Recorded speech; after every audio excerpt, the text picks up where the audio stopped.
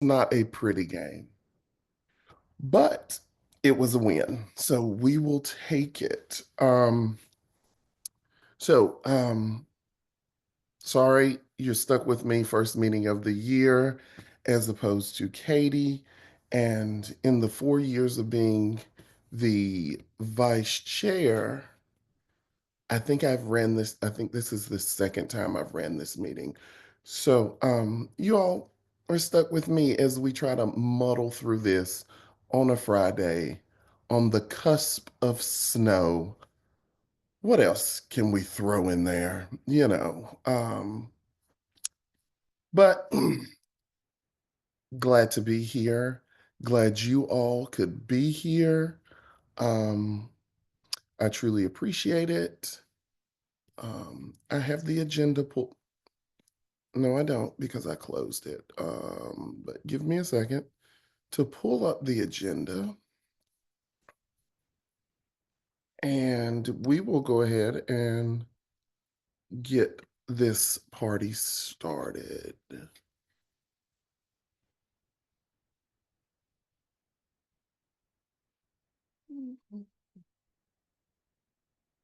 All right, and there I have it.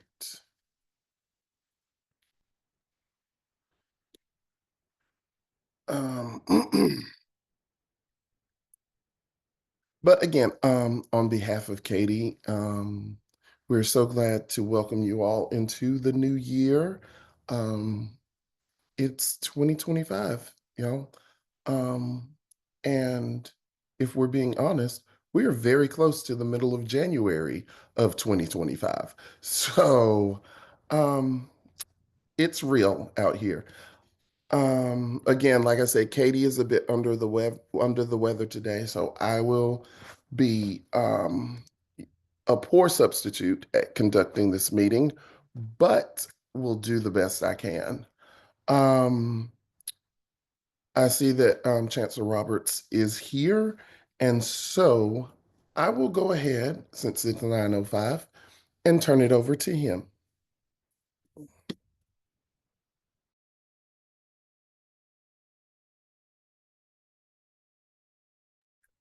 Lee, you're still muted, my friend. How you know it's still early in the semester. Good morning. Hope everyone had a great break and welcome back to a new semester. I really do hope that everybody had a joyful and restful holiday season. Thank you to everybody for your hard work and making the fall semester so excellent. We certainly had a lot of positive momentum coming into the end of the year. I said to somebody the other day that the chancellor gets to do a lot of fun things, but I've not done anything that was more fun than being on the field after our women's soccer team won its 23rd national championship just down the road here in Cary. We are now number 9 in the country for research in the very top tier of research universities, up from number 12 last year. That's $1.55 billion in research funding. We had a senior named as a Marshall Scholar, which is always an exciting thing to have happen. And I'm just excited about the start of the new semester. My wife Liza and I on Wednesday spent about an hour over here at the old well handing out bagels and coffee to students on the first day of classes. I think it was supposed to be an hour and a half. We made it for about an hour before we before the cold set in, and it was a lot of fun to just see so many students and just a reminder of why we're all here. So grateful to be jumping into the new semester here. Certainly well, I expect, given that it's my third semester, I think I've learned enough now to know that it will be full of both opportunities and challenges. And I look forward to another successful and inspiring semester. I'm also aware of the resolution on accessibility that you plan to share. Thank you for wanting to share that with me and with the team here. We're aware of that there are some issues on this topic. Assure you that we're looking into better solutions. I can't imagine how frustrating and possibly scary it would be to not be able to leave a building to go about your day. So it's an area that we're looking to improve on. And thank you again for sharing that. I'm happy to answer any questions that you all may have. All right. Any questions for the Chancellor?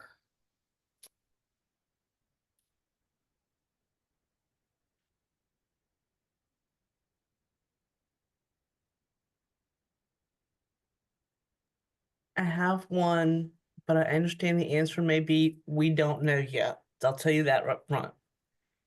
Any word on our reaction to possible snow that we might have this afternoon?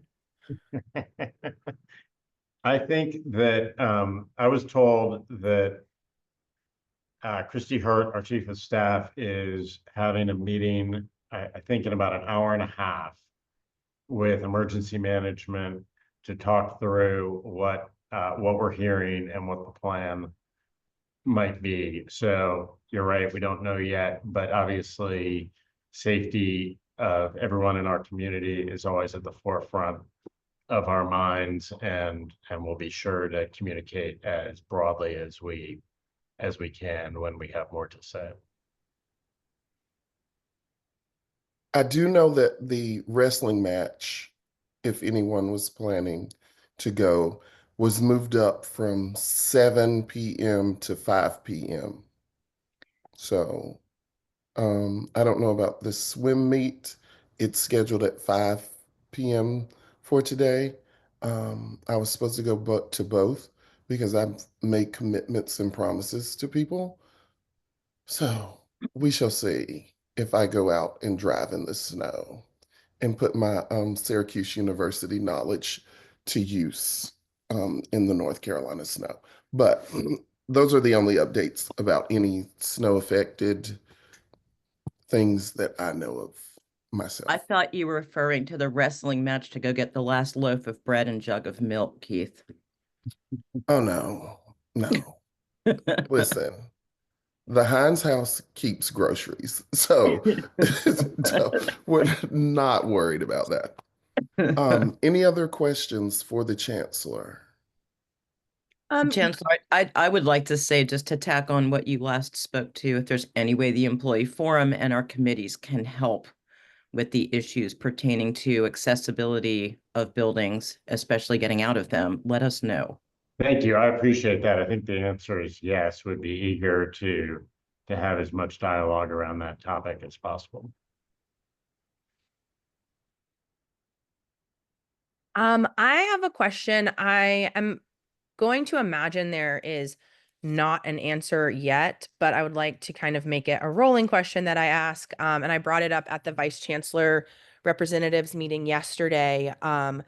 I am the project manager for Give UNC, and I attended a meeting with the subcommittee from ACRID, and they asked me about clarity on funds that are available to support causes formerly related to DEI, which are either being merged with other initiatives or sunset entirely. And I was wondering if there is a timeline to provide a really comprehensive overview of what funds will continue exist, what funds will be diverted to existing programs, and a communication strategy for donors in particular.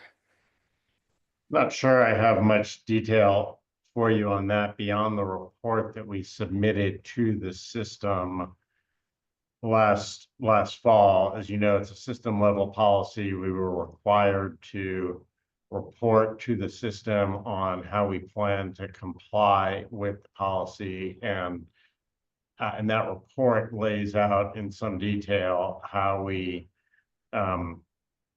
what programs are being merged or discontinued. And the policy also requires that any funds freed up from the merger or discontinuance of programs be redirected to student success initiatives. So if anyone has more detail about that, I'm not sure that there is much more detail available, but I'm happy to learn more and report back to this group.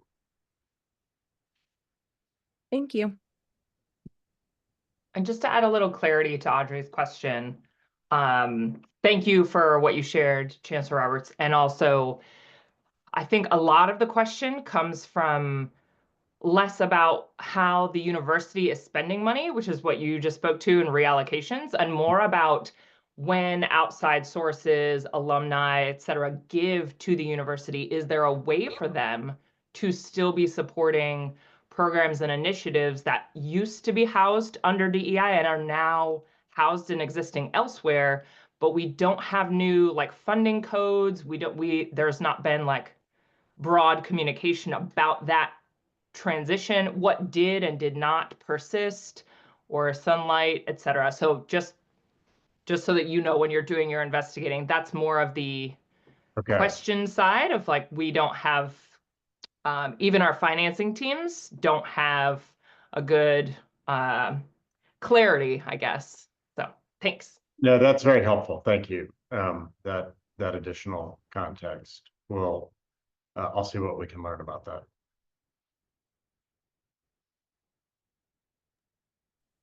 Any other questions for Chancellor Roberts?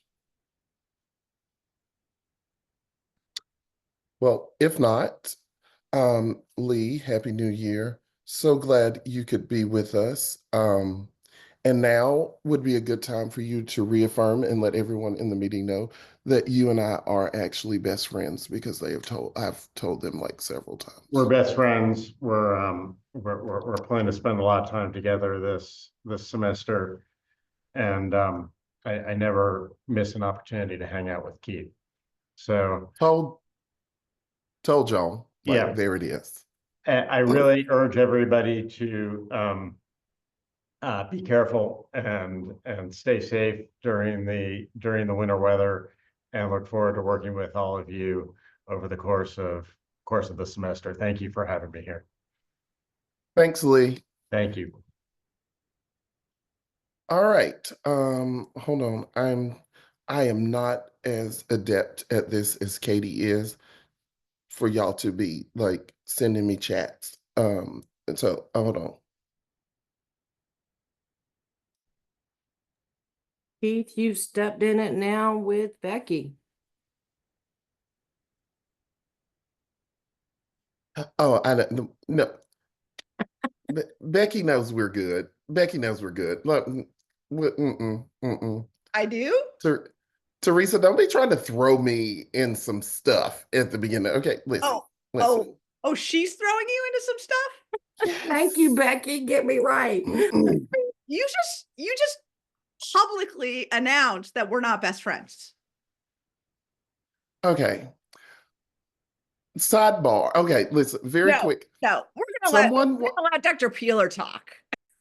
Someone once told me I don't fully understand the concepts of best friends. They're like, Keith, you say so many people are your best friends, are your best friend. You don't understand the concept. I said, no, I do. I am only friends with the best people, so they are my best friends. Now, we're going to move on to Dr. Piehler from Sustainability.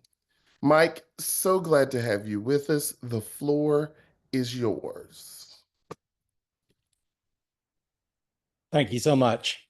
Started off by finding my mute button, which is an auspicious beginning. I do hope everybody who needed to has shopped already, because I did that this morning and it was terrifying. So I'm very pleased to be back with this group, I think for the fourth time, to give an update on sustainability. I am Mike Piehler. I am a professor in Earth, Marine, and Environmental Sciences and direct the Institute for the Environment. And I'm also, importantly for today, the university's Chief Sustainability Officer.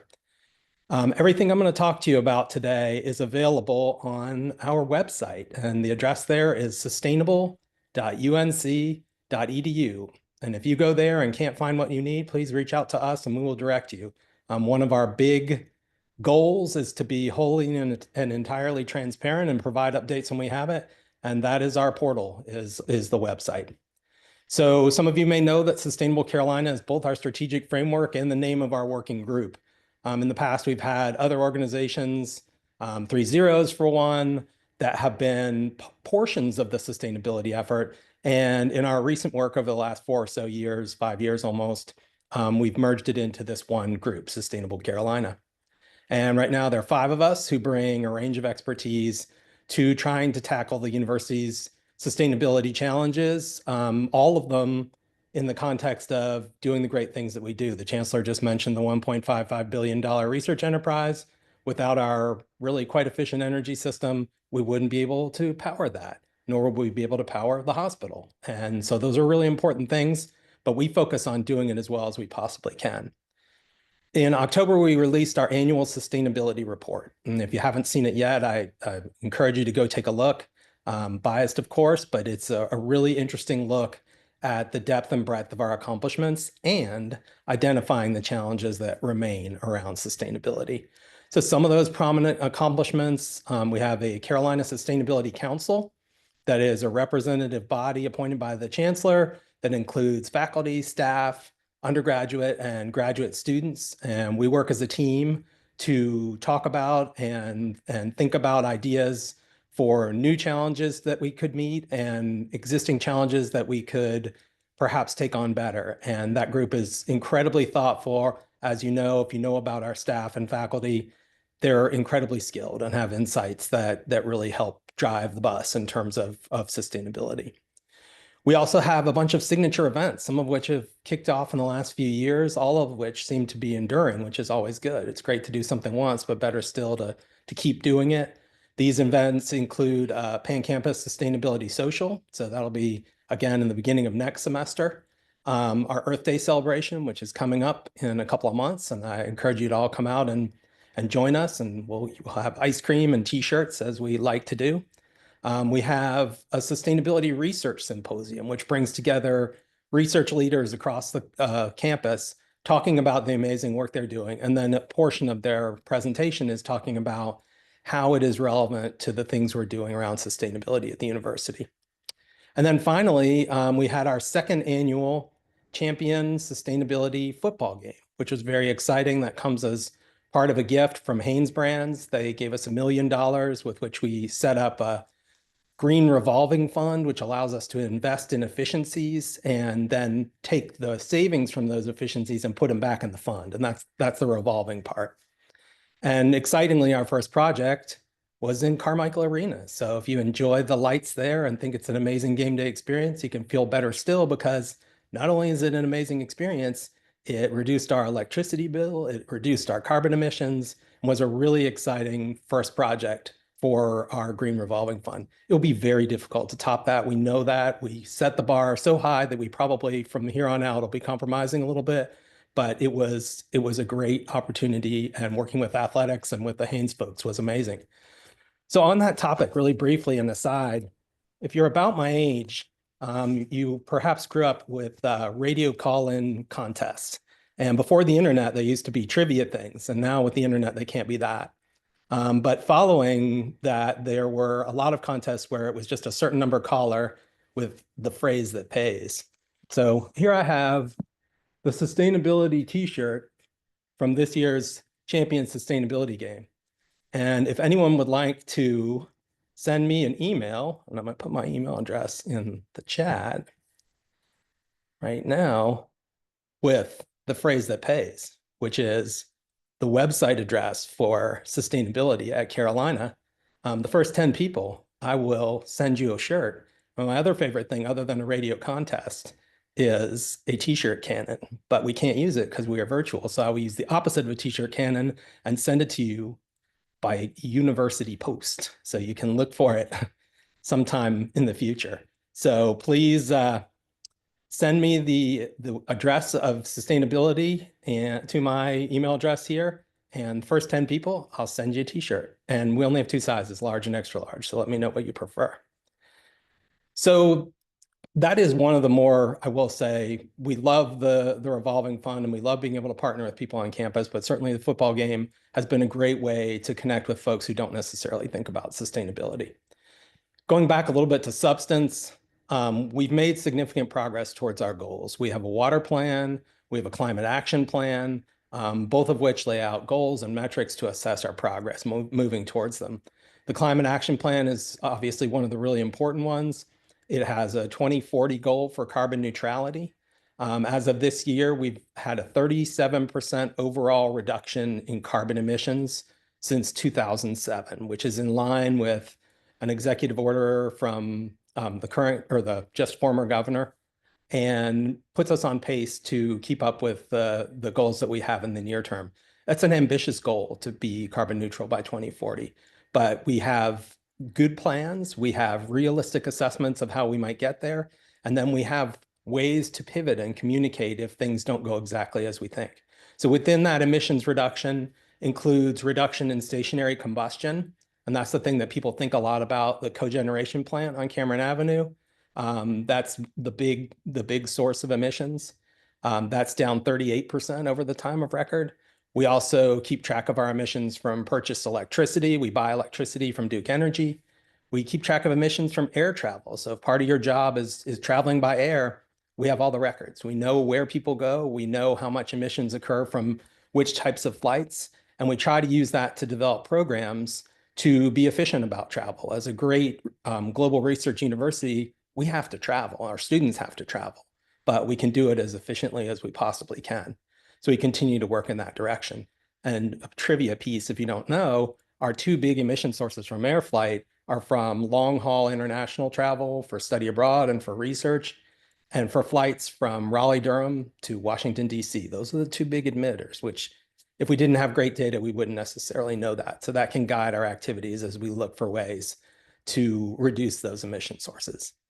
And then another one we keep track of is commuting. So all of us, however we get to campus, that's part of our emissions inventory. This is a pretty comprehensive inventory, and we're taking on a lot of responsibility for all the emissions related to the university. And then finally, there's another category called other, which encompasses a whole bunch of different things, but notably and interestingly, it includes upstream emissions from natural gas, which people talk a lot about. So we try to be as thorough as we can as the data allow us to have this really robust inventory, both to track progress and to help think about future targeted efforts to reduce our emissions. Because all of this reduction comes in the context of our being a much bigger university than we were in 2007 and having many, many more people. So this isn't per capita or per size. This is just total emissions. So things like efficiency have done an awful lot to help us reduce our emissions.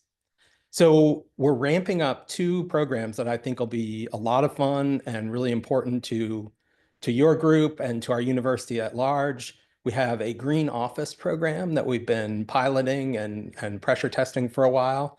And we also have a green labs program that is just about ready to be rolled out in larger scale. So these will allow lab groups throughout campus and offices throughout campus to come together and participate in these programs, advance sustainability for the university, and do so in a way that really individuals and individual groups are making a material contribution. Because so often we get the question, what can I do to help? And when it comes to waiting for technological advances or sort of big mechanical things related to infrastructure, there's not a lot that any of us can do individually. But these programs are really effective and, importantly, I think, are really fun for those who are inclined to do that sort of thing. So that's the update I have today. I know I have a pretty good block of time, which I appreciate, and I'd be very happy to answer any questions that folks have around sustainability. I think Sarah has one that she put in the chat, and I can just read it since I'm here. Where does AI use and its energy requirements fall? Are we even tracking it since it's so new? So that's a great question. We certainly, it's top of mind as it has to be. We've all read about the giant increase in electricity demand that's likely to occur globally. We don't have AI separated out as a separate electricity demand, But we do, in working closely with our partners on the operational side, who I should say are fantastic, we do have a sense of where we're likely to see increases throughout campus in demand related to AI. But as you allude to, it's new enough that I don't think we do not have it mechanistically incorporated into our emissions inventory. It's still generally in electricity demand, which we will see a pulse, but we'll hopefully soon be able to connect that to AI itself.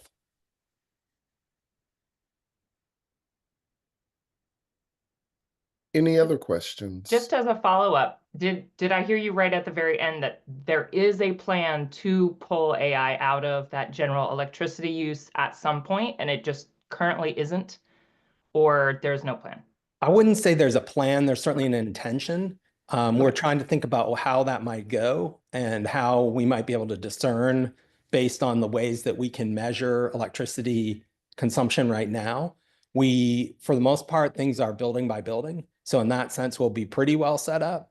But to be as being one of the chancellor's 4 focal areas, AI is likely to be pervasive across campus. And so it'll be probably a portion of lots of different specific locations demand. But it is definitely something we're talking a lot about and that we're working with folks both on the operational and research sides to see if we can understand the whole horizon of the issue and be able to be really specific about attributing new electricity demands from AI to new emissions. But we don't have a plan yet. We have good intentions and we have smart people thinking about it together. Hey, Mike, thanks for attending today. This is some great information. My ears perked up when you mentioned travel and study abroad. I work in the study abroad office, and I maybe didn't catch everything that you said, but I was wondering how you got the information about RDU to DC and then study abroad as being the biggest emissions contributors. I would believe that. But what are our strategies to kind of work with travel to, I don't know, reduce that, yet still be able to provide these fundamental global opportunities for research and study? Absolutely. So I'll start off by saying, if I said that study abroad is the major contributor, that's not what I intended to say. Long haul travel, whether it be for research or to go to a conference, that we can identify as one of the major emission sources. Study abroad is part of that, but study abroad is in that big bag of things that we're not going to stop doing. We just want to be able to do them better. So we know exactly what flights folks take. Everybody hates Concur, right? So the great thing about Concur is that our data are pretty great now. And so we can see at a very fine resolution the number of flights. They're easy to associate with emissions factors. And so we can line up who's going where, how often, and what the emissions of each of the flights are. And that's how we can bin them in terms of total emitters. We can do lots of similar things that we don't, like look at departments, who travels the most, because it's not bad if people travel. It's great.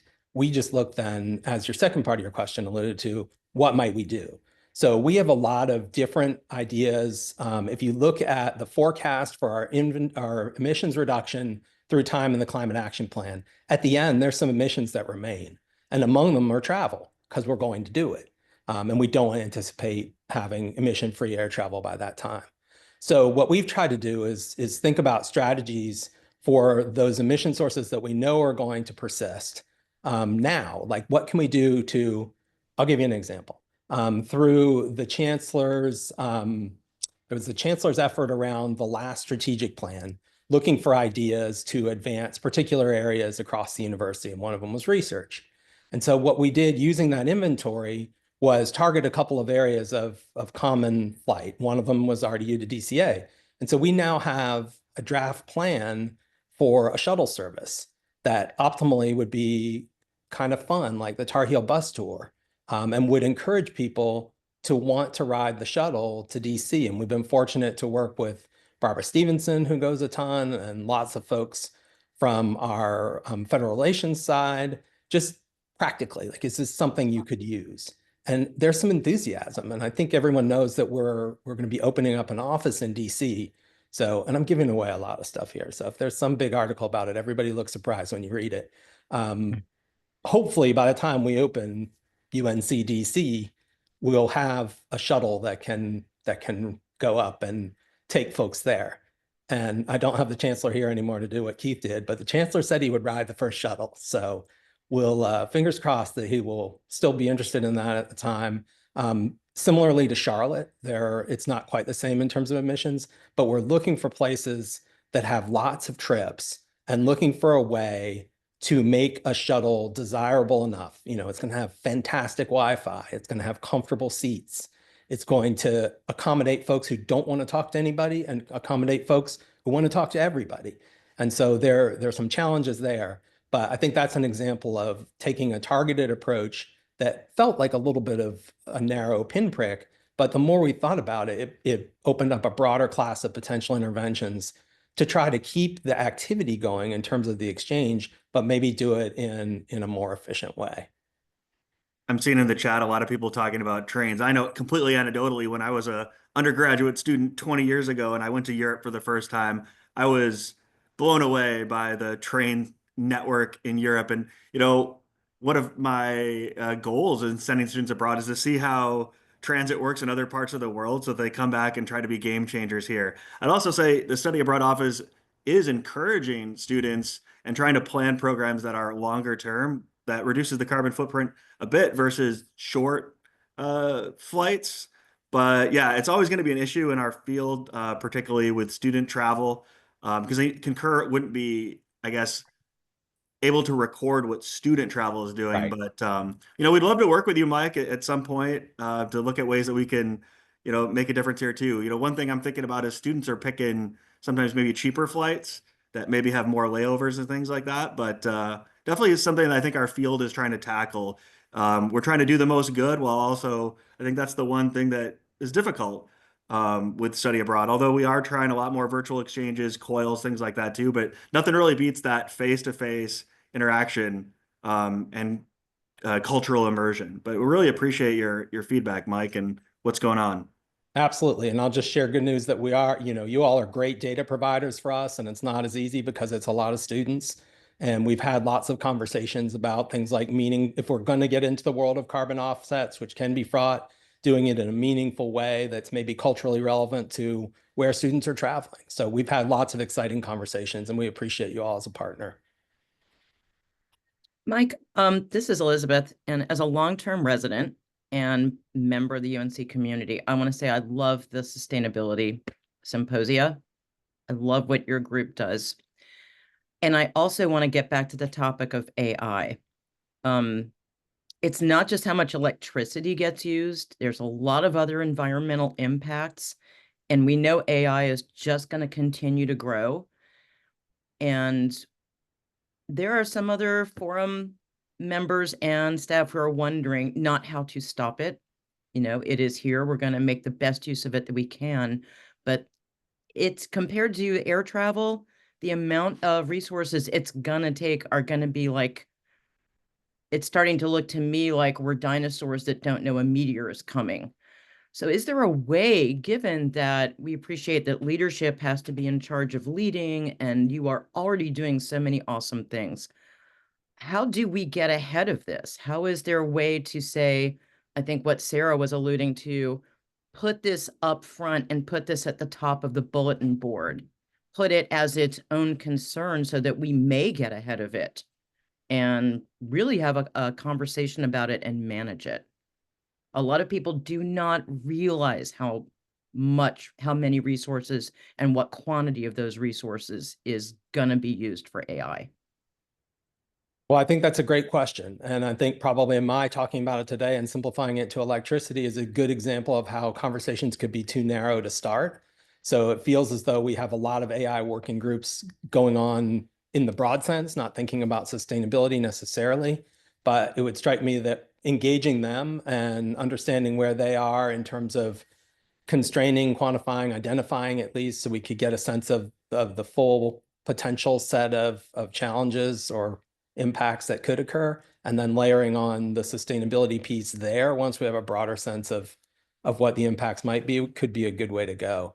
There are existing bodies we can reach out to. The nice thing about the way the chief sustainability officer position is set up now is that person serves on the chancellor's cabinet. So that will give me an opportunity to be in the room with the folks who are talking about AI and all the other ways that we're thinking about them as an educational tool, as a research tool, and probably give the best shot to layer on considering sustainability as comprehensively as we can. So I'll say I'm happy to begin talking to folks about that and see where it goes and report back. Arlene? There we go. I had to unmute myself. I was wondering if sustainability office also tracks train usage. Train travel Yes. by faculty, we do not at this point. Well, faculty, staff, whoever. Yeah. No, I didn't. I meant, yes. Sorry, I misspoke. That's okay. It happens. Yeah.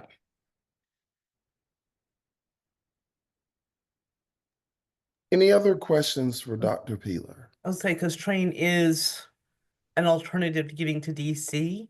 It takes longer than flying, although if you take security checks, I'm not sure it does take longer. But it is a lot less environmentally impactful. It's more sustainable. There's no doubt. And it's not reinventing the wheel and creating a system to solve a problem that already perhaps has a system that can solve the problem. And maybe things will get better. The recent investments that came from several different, from the BIL and from the IRA, big federal funding, perhaps they'll begin to make that connection a little more efficient time-wise.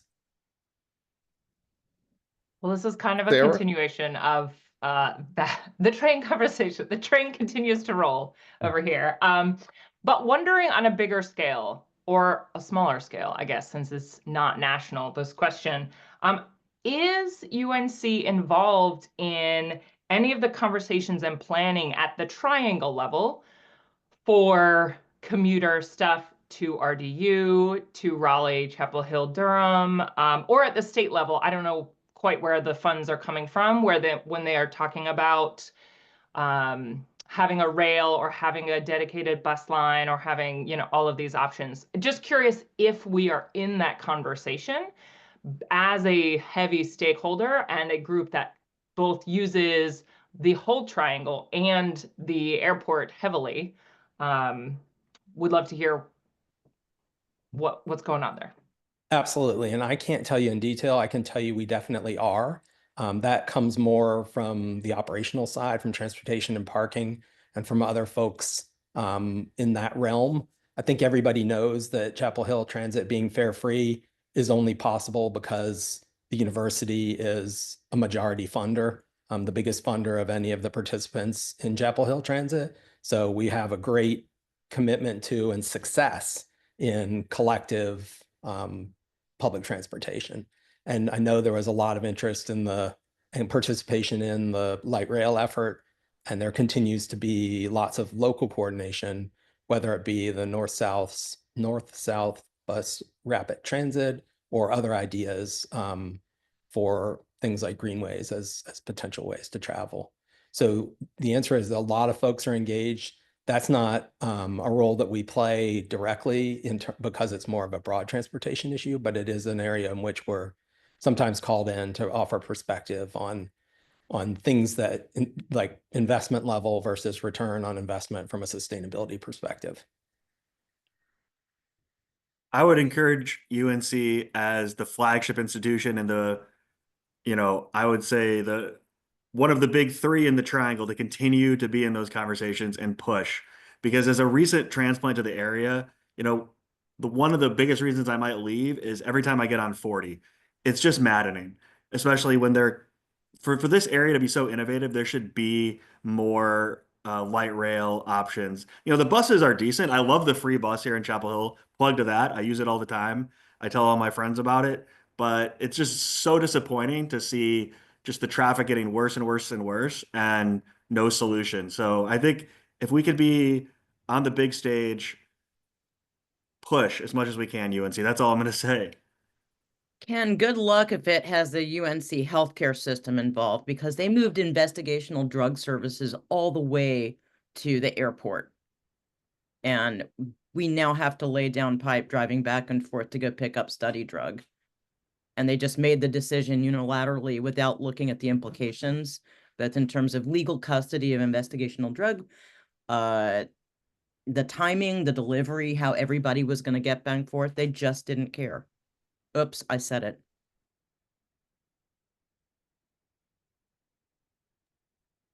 So I see a question in the chat about taking into account benefits from remote work. We do. We get our information on the commuting that includes folks who are no longer commuting. And so that's part of our measurement of overall emissions from employee commuting. I do think broadly there could be a lot more effort put into understanding the savings that individuals and the university get from someone working remotely.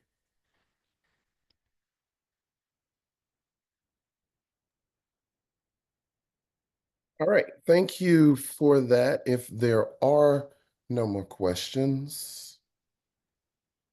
Thanks for being here, Dr. Piehler. Absolutely happy to. And please follow up with us. We're happy to chat with folks about anything you'd like to talk about. All right.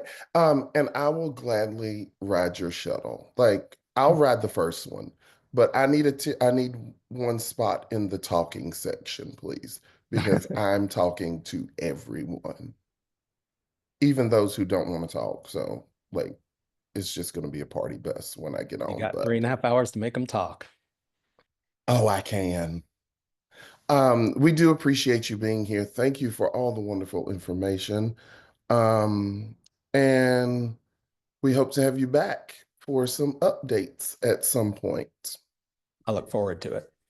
Thank you so much. All right. So now we're going to move on to the portion that we all love. Because we get some really good stuff. And it's one of my favorite people in the entire world. And she knows this, and she knows that this is not being sarcasm. This is not sarcasm. Becky knows that I adore her. So now we're going to turn it over to Becky, Link, and Jessica for HR updates and wellness updates. The floor is yours. Excellent. Thank you so much, Keith. I don't know if anyone else noticed. He said I was one of his favorite people, but he did not call me his best friend. I noticed. But nonetheless, I don't actually have a huge list for you today. I've got a bunch of minor updates. But I'm delighted to be back with you. Happy New Year to each and every one of you. And just like the Chancellor said, I hope you had an opportunity to step away for a few days over the winter break. If you're anything like me, you enjoyed very much the fact that it seems like many people stepped away because my email was a little bit quieter upon return, which feels so different than when we take vacation in the middle of the year or when I choose my own vacation time and then come back to a mountain. It was nice to not come back to an enormous mountain, and I hope the same was true for all of you. Couple of things for those of you who are part of the VC Reps meeting yesterday, you heard me say we are wrapping up a second operational excellence project. Many of you know that when we initiated an operational excellence project on staff hiring times a number of years ago, we saw enormous improvements in time to hire from post to hire. And that was due to the involvement of many of those of you who are on this call right now and a whole host of others looking at our processes to identify the areas where we could take action concurrently as opposed to sequentially, and to just better streamline. We know that the more touches we make in a hiring process, the more opportunities there are for delays and errors. So doing a better job of outlining what needs to happen in a hiring process and limiting the number of times things have to move back and forth, we see improvement. And that's been remarkably beneficial on the staff side. So when we did that project, we determined that we would not include faculty hiring in that process, in part because staff hiring is pretty much the same in every unit. Faculty hiring, however, is not and varies quite a bit by unit. But of course, faculty continued to complain about the time it was taking to hire. And so early in his tenure here, the chancellor asked us to look at faculty hiring and see what we could do to improve that. And we used a model very similar to what we did with staff hiring and worked with our great colleagues over at Operational Excellence and with our colleagues in faculty affairs. And I'm pleased to say that that group did some incredible work, again, with the input of some of the folks on this call, and outlined 6 particular improvements that could be made. And 3 of the, I guess 7, 3 were put in place in November, 3 are being put in place this month, and 1 is taking a little bit longer, but will come out this summer. Key among them is that there is now a faculty hiring guide very similar to the one we use for staff hiring that should help folks along the way. There are a couple other updates that include some pre-posting guidance, some templating, many similar things to what we do on the staff side. We're now posting with ranges as opposed to individual numbers, but we're optimistic that this will improve faculty hiring immensely, and we'll wait to roll these, as these things roll out, we'll start monitoring that and provide this group and others with data on how we land on that. A couple of other things that many of you already know, but are sort of coming out or rolling out now. I know Keith noted yesterday, we do now have bereavement leave as an option for employees, and there's a lot of information about that available on the benefits website. We also, as of January 1, have a change to vacation leave for new employees who are hired to the university. The rules on that are fairly complex. There is a grid that makes it a little bit easier to understand, but in a classic form of some things are harder to figure out and explain in person than they are with a whole lot of visuals. I'm going to just rely on you all visiting the website if that's something that pertains to you. The change here is really about accruals of leave. I don't want to steal Jessica's thunder, so I'm not going to say anything more than there is the Total Wellbeing Expo is scheduled for March 3rd. So please mark your calendars accordingly. She can give you all the fun details on what a great day that will be. Reminder to all of you to look at your pay stubs. You should have done that in December. I reminded you then. I'm reminding you again, just to make sure the benefits determinations that you made during the open enrollment program or period are in fact being pulled out correctly. We haven't seen a whole lot of errors, but we always want to make sure we're doing right by you and you're getting everything you need. Related to that, you all should have already received updated state health plan ID cards from Aetna. Those were sent out in December and early January, but everybody should have received them by now. I'm giving an update on behalf of my friends in IT. They are reminding everybody to update their Eduroam certificates on all of their devices, which will help with a seamless transition as we move into that later in the year. And then my last bit of update is really not an update, but for those of you who follow the news, you likely noticed that yesterday it came out that a federal judge upheld the stay on President Biden's changes to Title IX. We had a stay in North Carolina, which meant that we had not implemented all of the upcoming changes to the Title IX regulations. But what this means for the university or for any university is we're all still trying to determine it. Obviously, we had Title IX regulations in play prior to the proposed regulations from President Biden. Those still remain.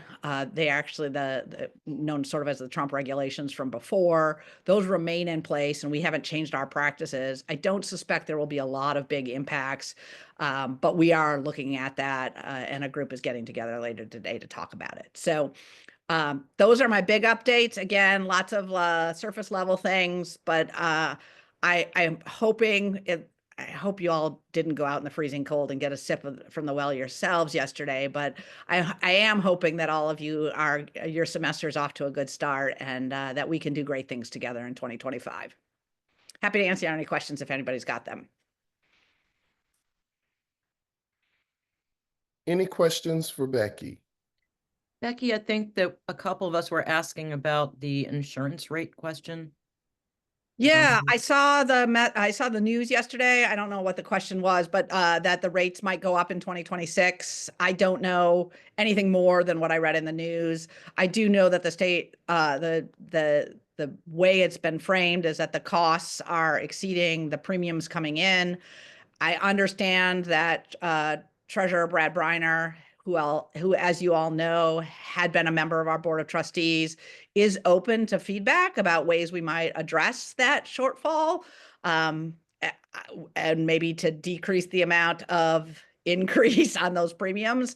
If you have thoughts about that, or this body has thoughts more generally, I encourage you to draft that, put them in writing and send them to Treasurer Briner. I am confident from my work with him on the board of trustees that he is in fact eager and is not just saying that he's eager for feedback.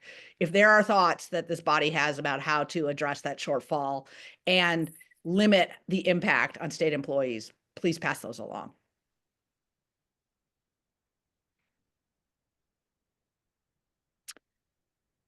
The question about the primary provider versus specialist, I do think the Aetna website does provide some information. I don't know how the determination was made. I do know that all practices under Beats, Blue Cross Blue Shield were invited to become covered under Aetna. I don't know how the specialist versus primary was determined. And I'm happy to do a little bit more digging into that, but my guess is we probably have to follow up with Aetna directly. Link, Joe, if you're on, I don't know if you all have other thoughts on that. Yeah, we'll have to dig into it, Becky. I don't think Joe is on the meeting, so Okay. I'll talk to him about this. Perfect. Thank you so much. Any other questions? If not, I'm going to defer to Jessica. Link and I are both going to jump off because we are part of that famed weather call that you heard about earlier. Link and I always sort of joke, at what point in the year are we going to participate in the adverse weather conversation? And how quickly is the employee forum going to raise it with us? And you did a really good job of raising it in the first 10 minutes. So we didn't have an over under today, but Arlene, you get the win. You do not disappoint. That's right. Well, Becci and Link, thank you so much. We truly appreciate you being here and the work you all do. And I've said this before, and I'll say it once more and continue to say it because I'm on staff assembly. So I go and I see and talk with people from other campuses. Most campuses do not have this. So I need for our body to fully understand what is going on here. Not all campuses have this, and definitely not all campuses have their chancellor come every other month, their provost come every other month, and their head of HR come every month, or send a representative every month, and then turn around and go to VC reps meetings as well. Other campuses do not get this much information from their senior administration the way we do.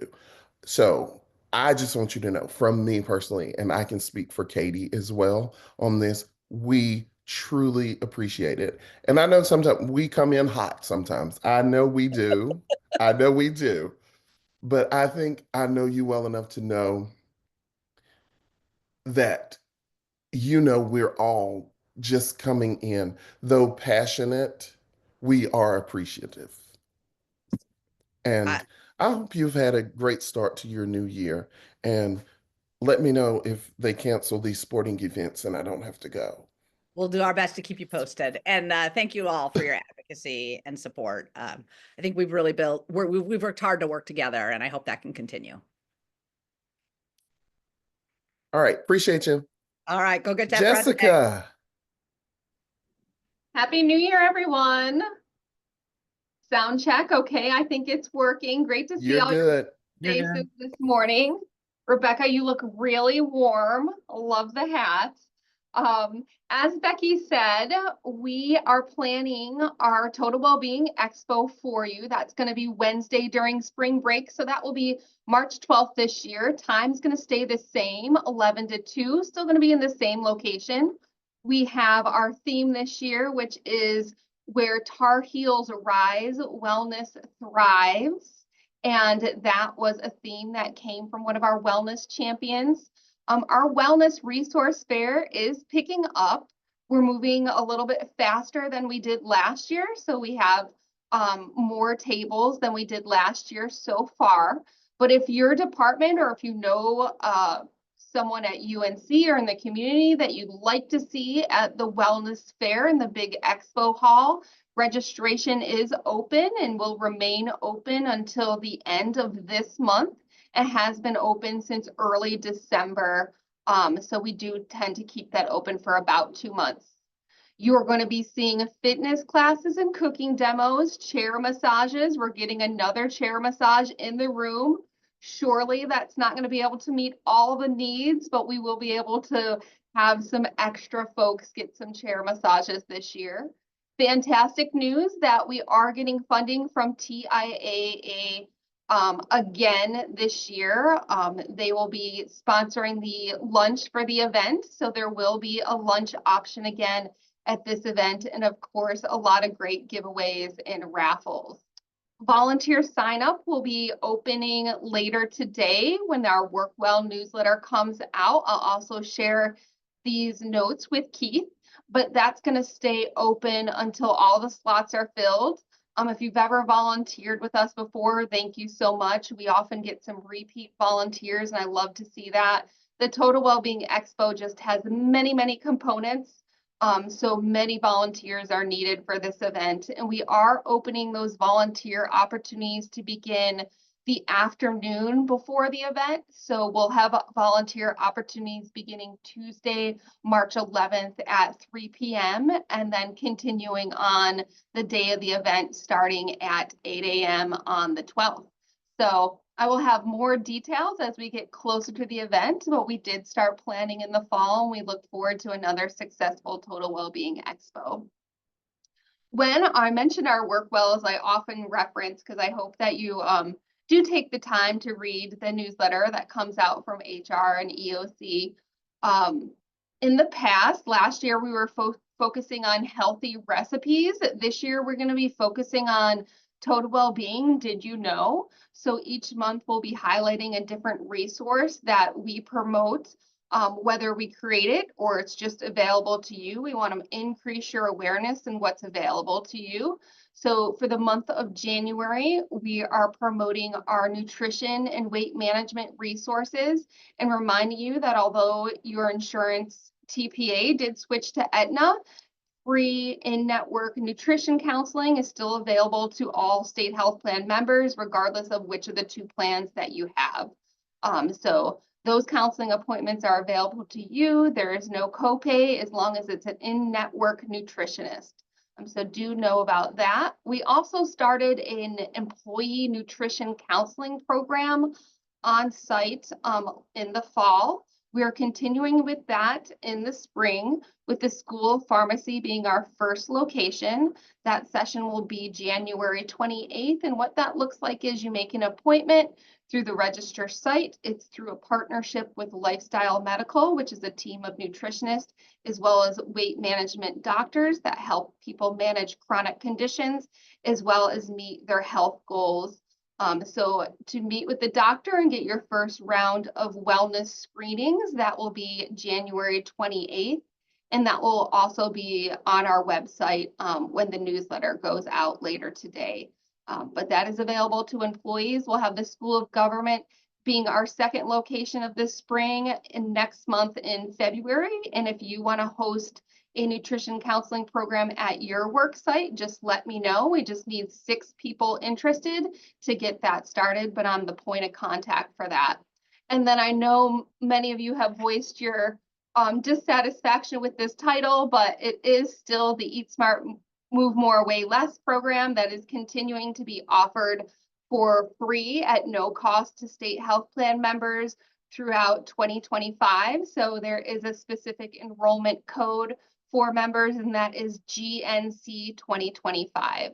Just want to remind you that we do still have a lot of good resources on our Work Life and Wellness website, that our website is currently under construction. So if you visit it often and you visit it in the new year, you will see that it's looking a little differently. And so now Work Life and Wellness resources do not have their own tab, but you can find them combined with the benefit and leaves information. And yes, I'm seeing a question coming in about t-shirts for volunteers. Yes, there will be t-shirts for volunteers, and they will have that theme on the t-shirt that I mentioned earlier. So all volunteers for the Wellness Expo do get a free t-shirt to make them stand out in a crowd and as a thank you for your help.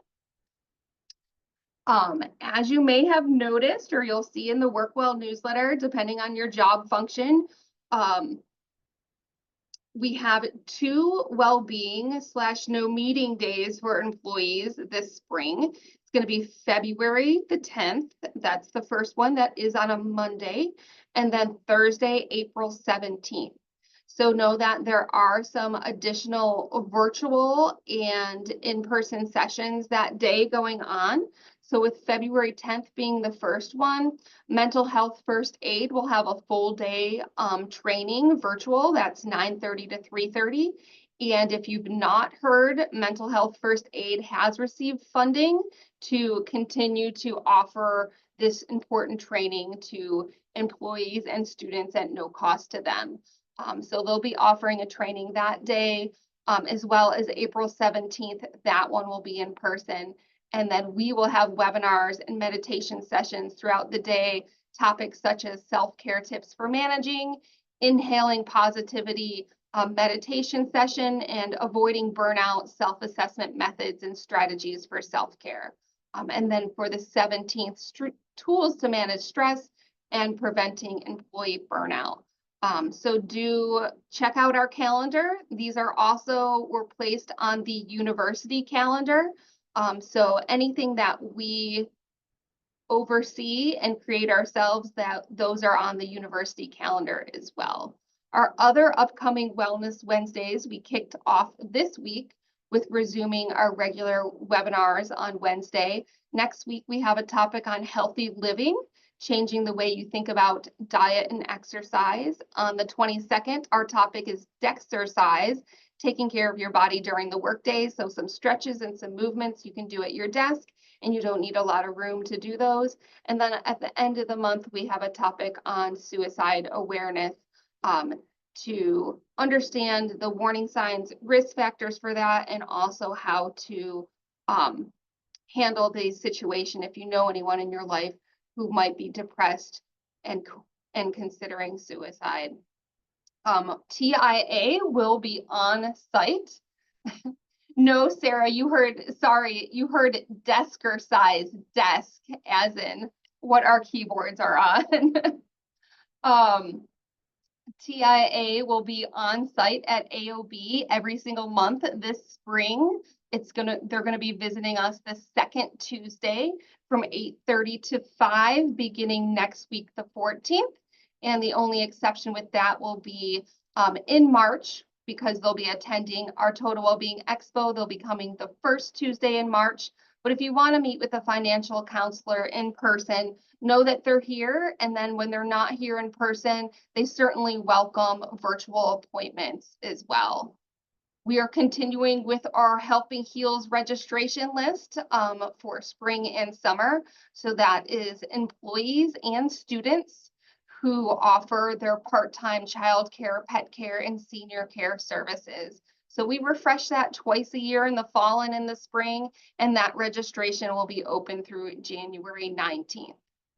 And regarding your perks and discounts, with the change from Blue Cross Blue Shield to now Aetna, you are going to be losing your Blue 365 discounts if you've used those, if you've signed up for those. I have not been kicked out of that yet, so I don't know when or if that will be happening, but any new employee will not have access to the Blue 365 portal, as that site asks you to register with your member ID number, which of course has changed. I hope you have your new state health plan member card in your wallet, as we're 10 days into the new year already.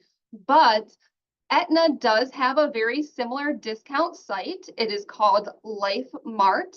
That information will be going on our discount page by the end of today. And you must first register within the Aetna portal before registering for your Life Mart account. So know that if you've not yet registered in the Aetna portal, you must do that first prior to getting access to these discounts. And you register in that portal through Connect Carolina, like you are enrolling in your benefits, and you're just selecting that Aetna portal. So those details will be on the discount website by the end of the day. And then just a reminder, Verizon is having Verizon Home Internet allows our employees to save up to 10% on their internet services with a 5-year price guarantee and no annual contract. They also offer savings on streaming subscriptions such as Netflix and Max. So know that those are some savings available to you. I have caught some of the questions coming in the chat box, but not all of them. So let me know if I missed anything.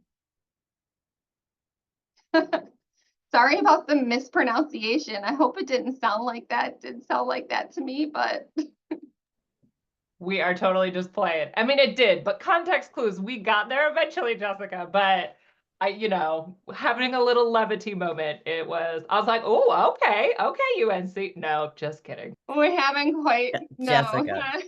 no. You already had our attention, Jessica, but that just got everybody to sit up a bit more straight. Any questions for Jessica? Actually, I do have one. Do vendors Okay. pay a table fee at the wellness? Sure, Arlene. If it's a great question. If you're with UNC, state government, or nonprofit, no. If you're a for-profit business, then yes, there's a registration fee.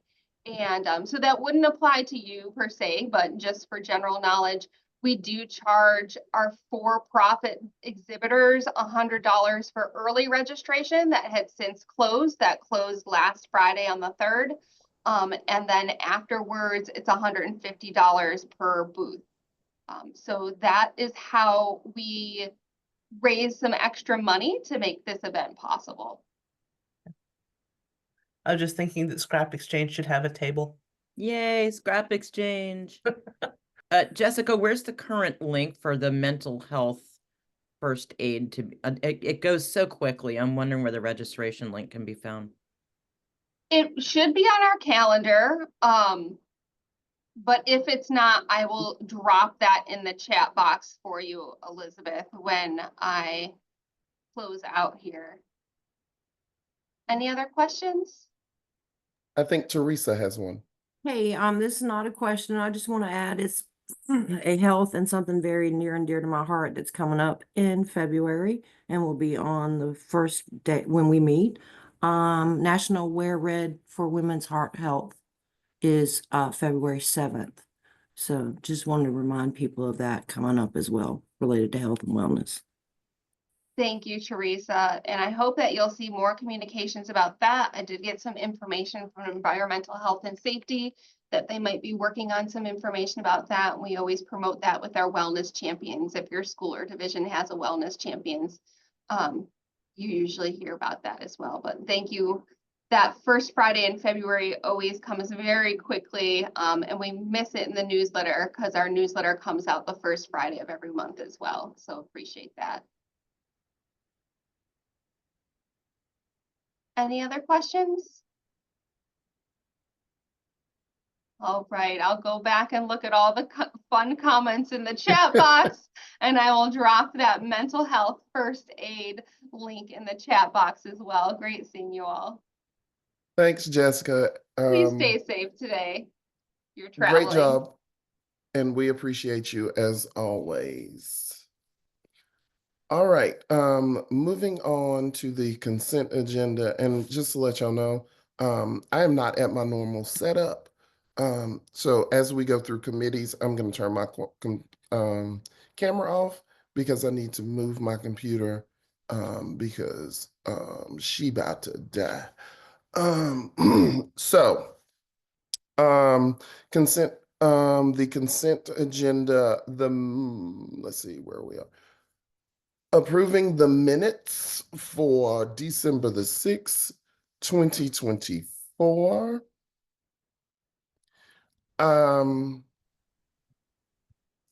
Do we have a motion to approve the minutes? I so This is moved. our- Go ahead. Okay.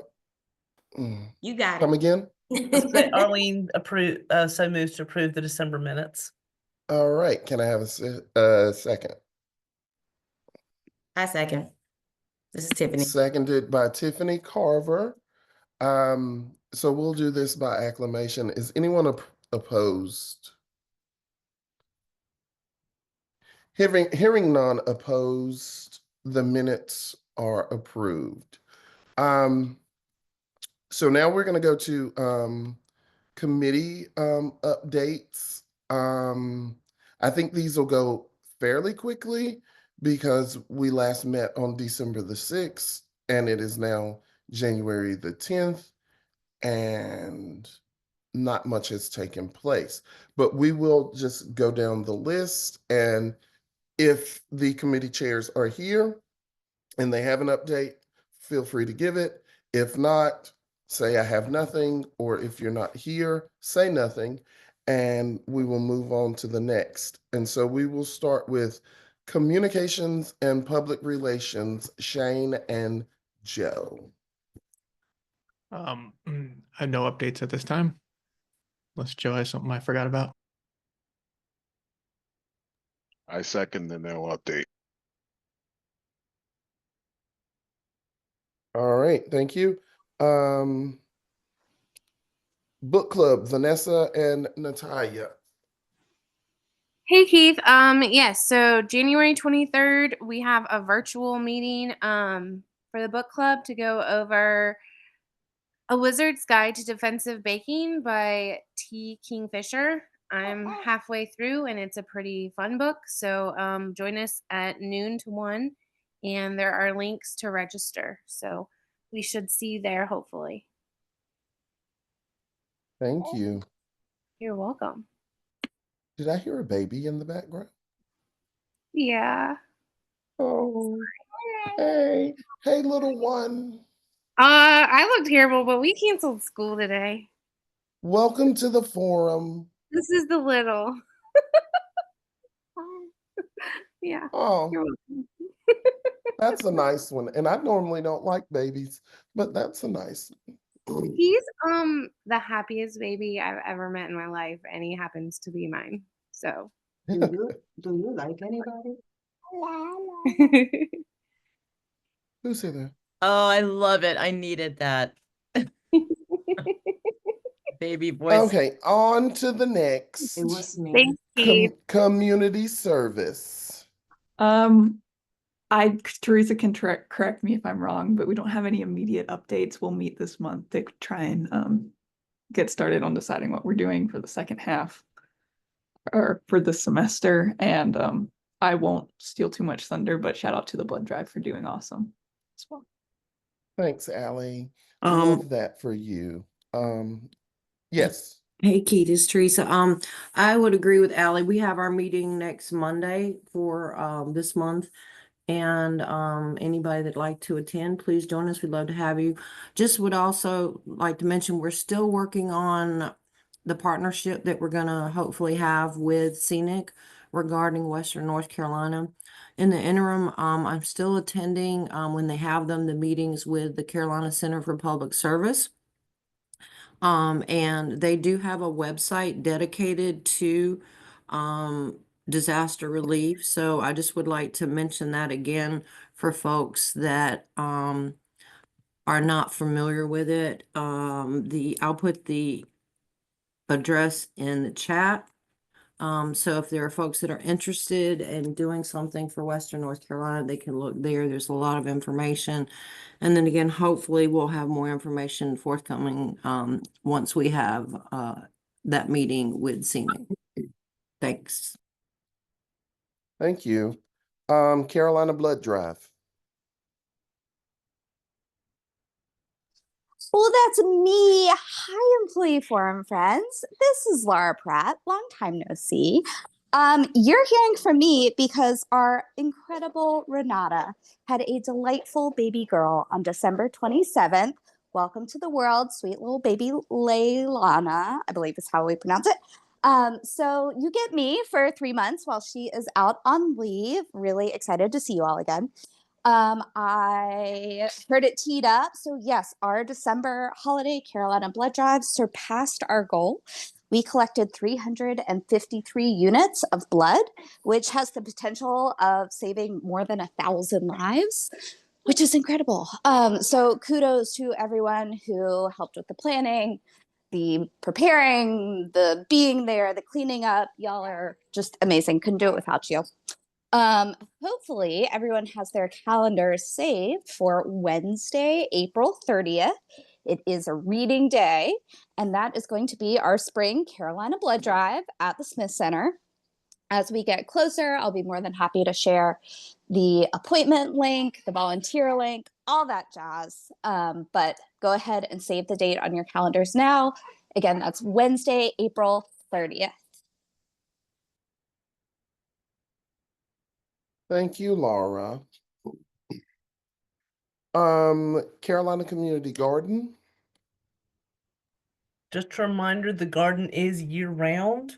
In fact, Claire says the row covers are working to protect the plants, so they are still growing. So far, so good. Nothing frozen. Good. That's wonderful. Diversity, Equity, and Inclusion, Sarah Green and Lori Shamblin. Woot woot. Yeah, so we do have a kind of different announcement today, which is that the DEI group committee has created some subcommittees, one of which is that we would like the employee forum delegates support in creating community input sessions. So I know that we've got town halls and these meetings are open, but as delegates who are meant to be uplifting the voices of our divisions, I don't know that everyone feels like we are doing the best job at connecting with people who have those insights to share up the pipeline. So we wanted to take our presence and our capacity to listen to the people that we are representing, to these groups across campus. So we're early stages, but there will be a coming ask of each of you all, because you all represent a division, to get to your area, to both be on different parts of campus and also to be specifically looking to engage with the specific divisions. So like I said, early days, we just met like last week, this week, I don't even know. Time is imaginary, but more info coming. And please, if you have thoughts, if you want to be a part of this subcommittee, you don't have to be on the DEI committee, but we do think that this is an important way to both connect better with our community and to be doing as much as we can as delegates. So you can reach out to me directly or put something in the Teams chat, or I'll probably email you all anyway. So that is our update and invitation all in one. Thank you. Excuse me. Next up, we have Leadership, Education, and Career Development. with Ellie and Siobhan. So just a quick update. We've completed the fall professional development grant process. Again, shout out to all of our readers. We really appreciate you. We had 85 applications this round, and we were able to award 22 awards. That is great news. Love that. Membership and engagement, Tiffany and me. Tiff, do you have anything? Just wanted to chime in and thank everybody for that showed up at the meeting in person.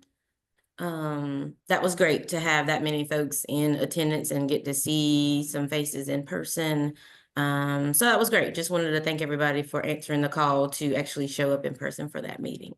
That's all I have for now. Keith, if you want to add on to that. Yes, again, gratitude, gratitude. We will be doing a staff appreciation / employee forum basketball game during a women's basketball game. And that will be Sunday, March the 2nd, as they play University of Virginia. So mark your calendars. I really hope to see all of you there. It will most likely, and it's a fairly simple. So membership engagement committee, get ready because me and Tiffany may be reaching out to you all because we have to plan what we want it to look like, but we do know that that is going to be on March the 2nd.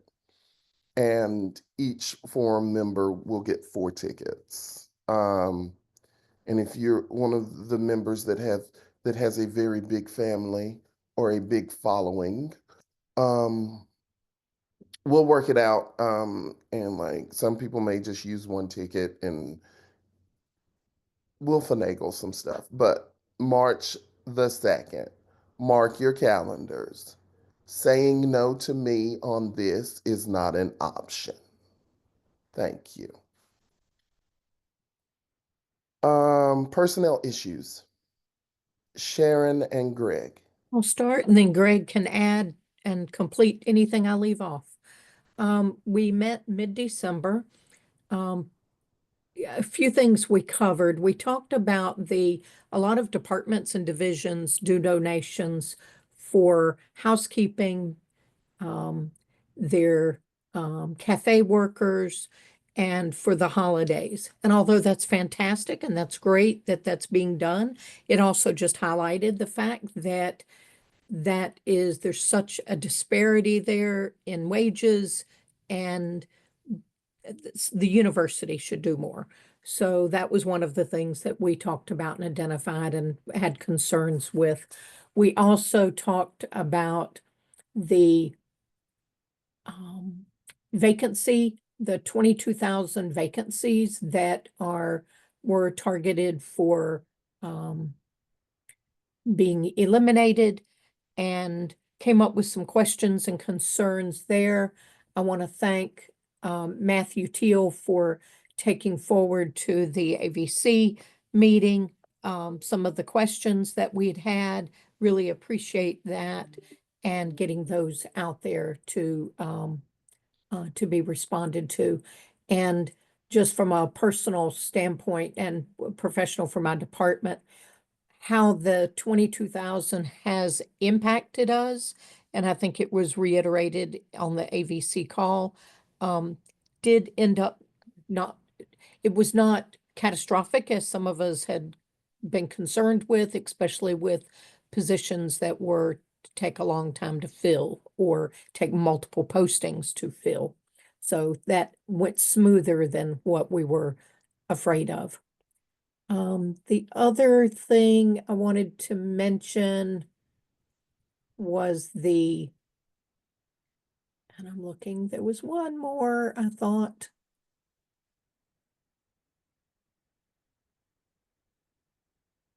That might be it. Greg, is there anything, what am I leaving off? I think that's about it. It wasn't a packed meeting, as we were gearing up for the holiday.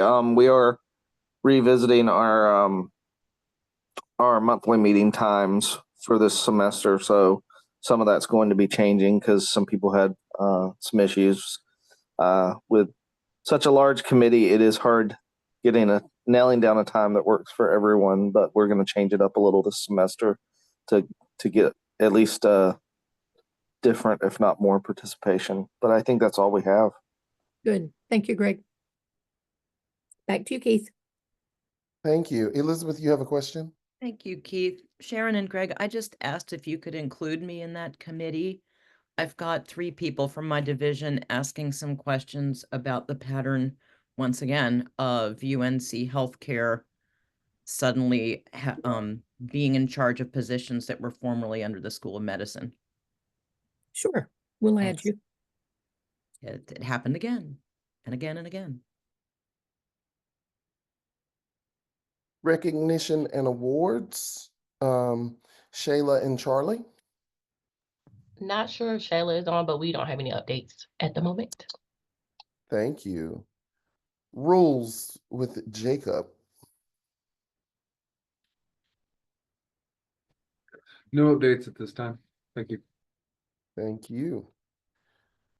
UNC System Staff Assembly, Shayna, Katie, Rebecca, James, and Lisa. I don't have any.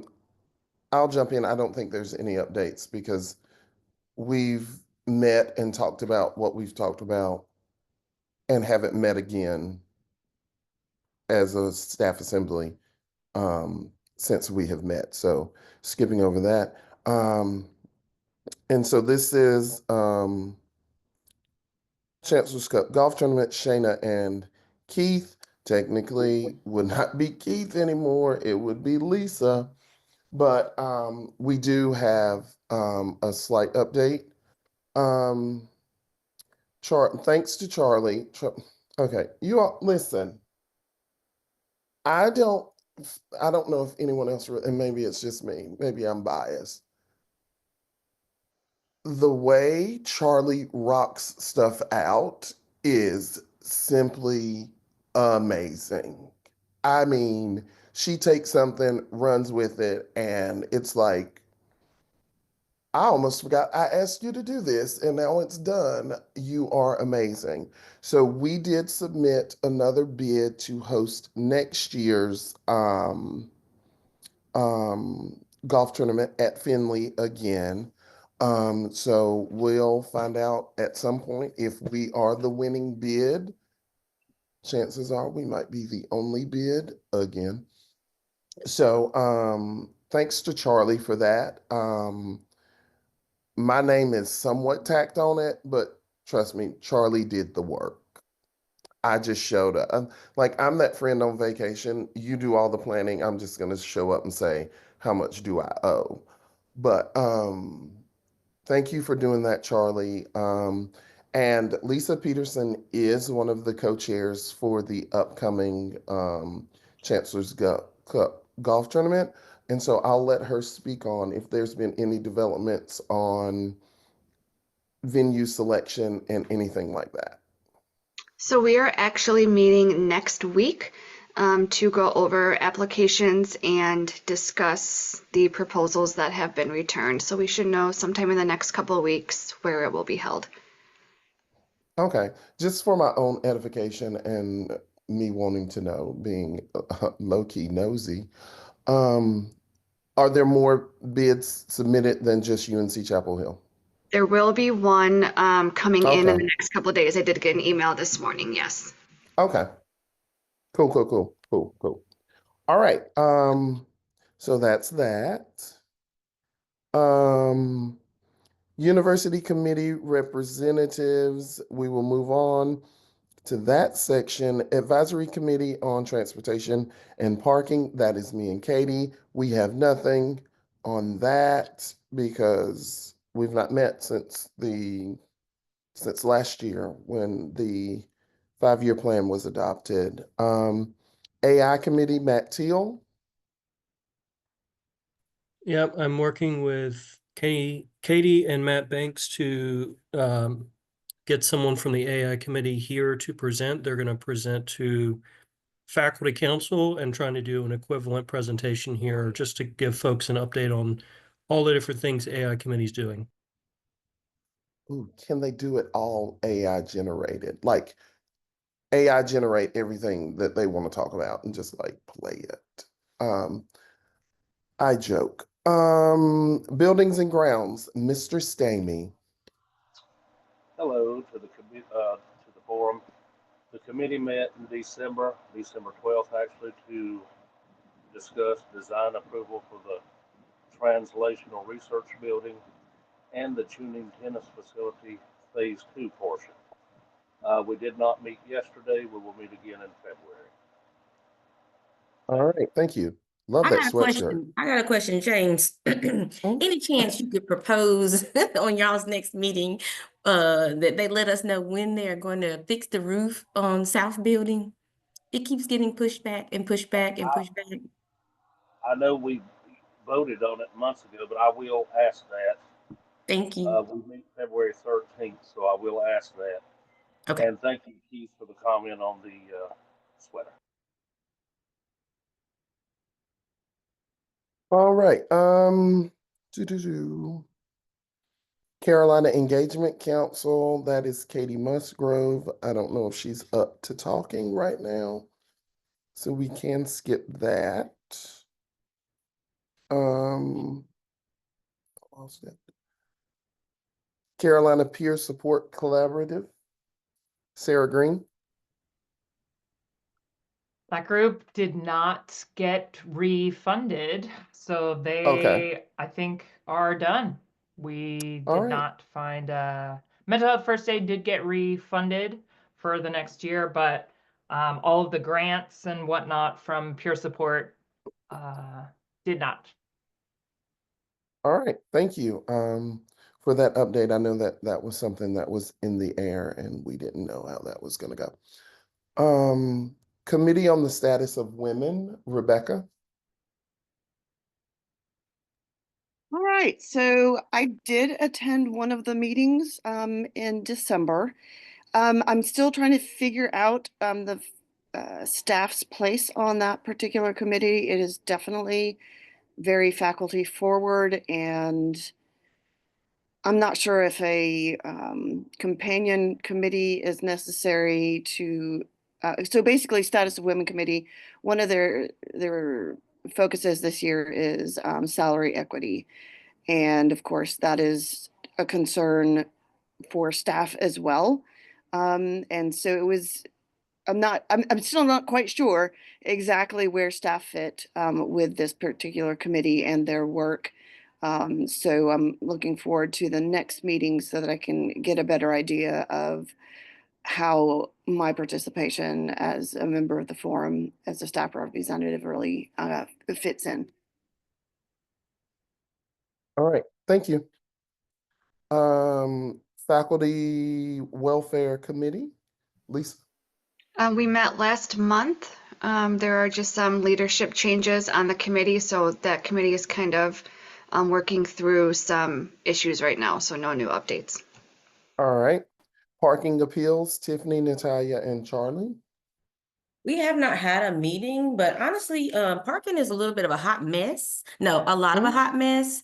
And so I, I don't know. I maybe will talk to Katie on the side about our approach for this and figure out if there are any appeals in the queue and all of that. Just with the major leadership changes that they've had over there, I think has kind of put some stuff at a standstill somewhat. So yeah, we don't really have an update, but just letting you know that yeah, it's a little bit of a mess right now. So it may be a while before we have an update. Okay, thank you. Policy Review Committee, Matthew and Audrey. We're actually, Audrey doesn't know this yet, but we're actually going to cancel the January meeting. We had some of our policy initiatives fall through at the last minute. They need a little more time and they'll be ready for February. So nothing on the agenda for January. Okay, there you have it. Public Affairs Council is Katie Musgroves. She is under weather, so under the weather, which we're all about to be under the weather. Literally, it's called snow. But so we'll skip that one. Student Stores Advisory Committee, David and Shayla.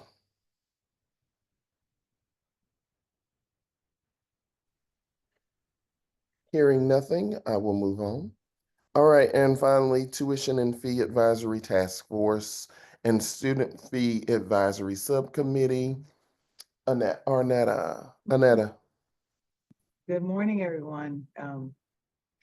I hate that I'm the last one to go, but today I did want to share basically some follow-up comments. We have not met since our last employee forum meeting, but during the VC meeting yesterday, a question was raised to the vice chancellors about funding for construction or renovation of the wellness center or fitness, wellness and fitness facilities relative to the continuing construction needs for other buildings on campus, specifically around coming into ADA compliance. And I wanted to just add, while leadership did respond to the question, and I did want to add some additional comments to that. The response from leadership centered around the age of our fitness and wellness facilities compared to our peer institutions. They spoke about, potential renovation and maintaining the current footprint and things like that. But I wanted to add, and I think it's important for all of us to hear this, that during the tuition and fees meetings, both of those meetings that I sit on, there is student representation and undergrad representation and graduate representation. And the feedback that has been heard that is also being considered is that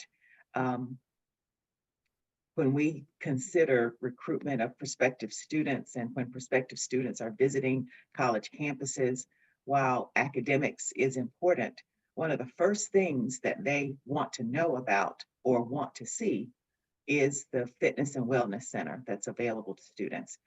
Heavy on their mind are athletic facilities and wellness and fitness. That's one of the first things they look at. And, while it may be unfortunate, that's one of the things that allows them to make comparisons between one university and another. And some of it has to do with how they will socially engage with other students, but some of it is around, but a big part of it is around their overall wellness as well. And we all know that mental health wellness is directly linked to our ability to stay physically active. So physical activity improves our mental health wellness as well. And of course, there's a big push on that because it's become more and more apparent that young people suffer from mental health illness and stressors, especially around school and social engagement with their peers and things like that. So it's a big thing. And because of probably other needs, there's been less attention to the maintenance of our fitness and wellness facilities on campus. While as employees, we also have the benefit of using them. There is a cost to that, and it may not always be logistically accessible to us. But I did want to bring that forward. It's that is another big driver, is that if we are to continue to recruit the best and brightest students, they want to see that those needs can also be met for them when they choose a college, when they choose whatever academic setting they're going to. So I just wanted to include that along with the response that administration got. And it sounds like, from my understanding, is that there are different pots of money per se to address these two issues. And I think the university is going to be in a position, because of the incredible debt service that we have in our ratings to be able to still work on these things. It's just a matter of getting a plan in place to tackle both. And probably the construction or significant renovation of our current fitness and wellness facilities is going to include private money. So, so we'll see. But I just wanted to add that perspective that wasn't shared during the VC meeting yesterday. Thank you. Thank you. A lot of things. All right, so that takes us to the end of the committee updates. I have no old business. Does anyone have any old business? Hearing none. I have no new business. Does anyone have any new business for the forum? Hearing none. Announcements. Staff Advisory Committee to the Chancellors, also known as STAC, will have their next meeting February 13th, 2025 from 9 to 10 in South Building or via Zoom. Ooh, okay. Okay. I'll have to look at something. The next Vice Chancellor's Representatives meeting will be March 13th from 2 until 3. Any other announcements? I did have one not related to employee forum. This is Susie, y'all. Even the weather's coming, even though it's coming, our Cub Pack 65 is hosting a spaghetti fundraiser at Eli Whitney Building. Everybody's welcome to come. I have a flyer if you want to blast it out on social media. It is tomorrow from 3 to 6, rain, shine, sleet, or snow. And it's over in Saxapaha. I'm a bad public speaker, so I hope everybody got that. Thanks. We love you, Susie. You did well. All right, and as Katie often loves to do, I will do as well. Does anyone have any highlights from their departments, from their offices, or kudos for anyone throughout the university? Doesn't necessarily have to be someone on the forum, but we do like to say those things out loud. Anyone have any? I already gave mine for Charlie, so there we go. I've already kicked it off.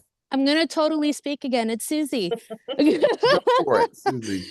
Shout out to Teresa for being an amazing boss to BSHD. You know what you did. We love you. All right. Aw, love Teresa, you too. Thank you. Sorry about that. okay, Up on you. because usually in the world where I'm from, when somebody says, you know what you did, it is not a good thing. So thank you for that. Arlene, I saw you had your hand raised. Terry and Caitlin, Terry Gingler and Caitlin Bartley, who held my hand through travel arrangements for 3 people to come to campus when I have not done travel in 20 years. That I was told, hey, 2 weeks before the 20th, we have people coming in in the new year. Arrange their travel, won't you? Wait, what? But they got me through it. The people have been here, they're gone. Now just have to do reimbursements. All right, thank you. Oh, and Arlene, just a side note. I hung out with Shelly Terry last night. How is she? She's great. She is great. Those of you who don't know, Shelly Terry used to be in our licensing and trademark office and briefly on the forum. She's amazing. She's a character. She's a version of me. So, anyone else, any kudos, any good things? Rebecca, I see your hand waving at me. Yes, I just wanted, and I know these folks are not on this, likely not on this Zoom call because they are all over campus.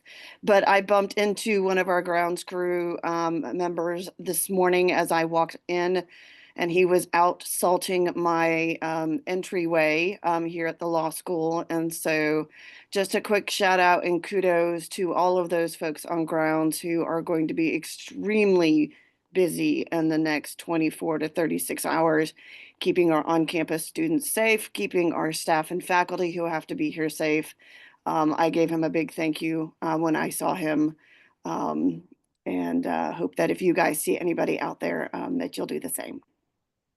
I'm going to put in the same plug for our transit workers. Bless them. Yes, definitely. And then this is not quite a shout out, but this is, well, kind of to my team here at the law school. And just as a heads up for folks, if you try to reach me for the rest of January, I am taking FMLA leave to take care of my own personal mental health, which has taken a hit in the last year. So I'm working an extremely reduced workload. And I know there are other people on the forum that have considered doing the same in order to take care of yourself. It's a hard thing to do. Ask my counselor how long it took them to get me to do this, or don't.